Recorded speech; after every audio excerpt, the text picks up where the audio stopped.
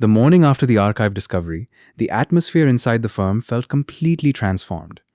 Anaya didn't walk into the corporate tower as an employee anymore. She walked in as a silent partner to a brilliant, unseen master plan.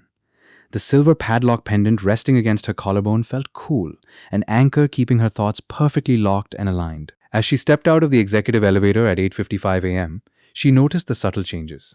The security guards bowed slightly lower, and the senior directors avoided her direct gaze. They didn't see a standard analyst. They saw Mr. Raven's closest shadow. The execution of the counter-directive had sent shockwaves through the local financial market. The rival tech firm's hostile takeover attempt hadn't just stalled. It had been completely dismantled within 48 minutes. At 1 p.m., Mr. Raven requested her presence in the private dining quarters on the top tier. The room was soundproof, lined with dark obsidian glass that looked out over the entire harbor. A single, pristine white envelope sat between two crystal glasses on the dark table. "You handled the network parameters flawlessly yesterday, Anaya," he murmured, his tone smooth, measured, and completely unreadable. He didn't offer a financial bonus or a signed contract promotion. Instead, he pushed the white envelope closer to her.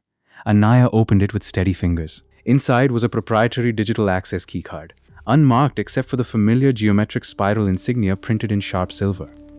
"This card grants you entry to the offshore ledger networks," Mr. Raven explained, his dark eyes locked onto hers with a quiet, absolute intensity. "The structure is expanding, and you are now the central pillar holding the northern sector together." She looked from the silver keycard up to his steady gaze, realizing the sheer scale of the system she had stepped into.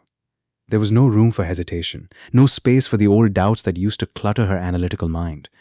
"I understand the protocol," she said softly, her voice carrying a deep, unyielding resonance. Mr. Raven gave a brief, satisfied nod as the room grew perfectly silent. That evening, looking down at the sprawling grid of the city, she realized she was no longer resisting the pattern. She was mastering it from the inside out. Have you ever accepted a cold, absolute structure simply because the power it offers is far too grand to walk away from? Shh, sink deeper into the pattern. To be continued in part 12. So Anaya has just been handed the keys to the absolute core of the network. But here is the real question. Is Mr. Raven genuinely giving her power, or is he just giving her much bigger golden cage to lock her in forever? What do you think is unlimited endgame is?